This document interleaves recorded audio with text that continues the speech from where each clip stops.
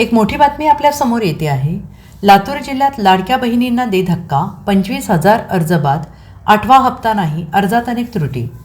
राज्य सरकारने मुख्यमंत्री माझी लाडकी बहीण योजनेतील निकषात अद्याप एकही बदल केलेला नाही, असं स्पष्टीकरण महिला आणि बालकल्याण मंत्री आदिती तटकरे यांनी दिलं आहे. तसेच ज्या लाडक्या बहिणींच्या खात्यात पैसे जमा झाले ते पैसे सरकार परत घेणार नसल्याचं त्यांनी स्पष्ट केलं आहे. तर उपमुख्यमंत्री अजित पवार यांना लाडक्या बहिणींना मिळणारे लाभ मिळतच राहणार असून ज्या बहिणींचे वार्षिक उत्पन्न 2.5 लाखांपेक्षा जास्त आहे, पडताळणीनंतर त्यांना योजनेचा लाभ मिळणार नसल्याचं स्पष्ट केलं आहे.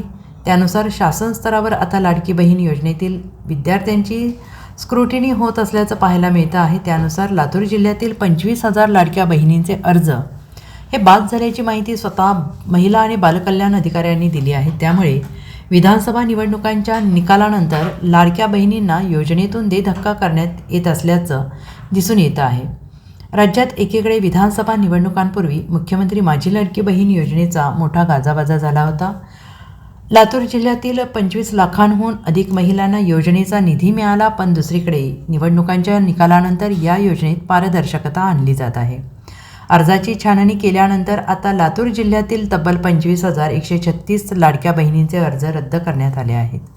लाडक्या बहिणींना महिन्याकाठी 1,500 रुपये कधी खात्यामध्ये पडणार याची उत्सुकता सातत्यानं असते. आत्तापर्यंत 7 महिन्यांचे 1,500 रुपये प्रमाणे पैसे खात्यावर जमा झाले आहेत.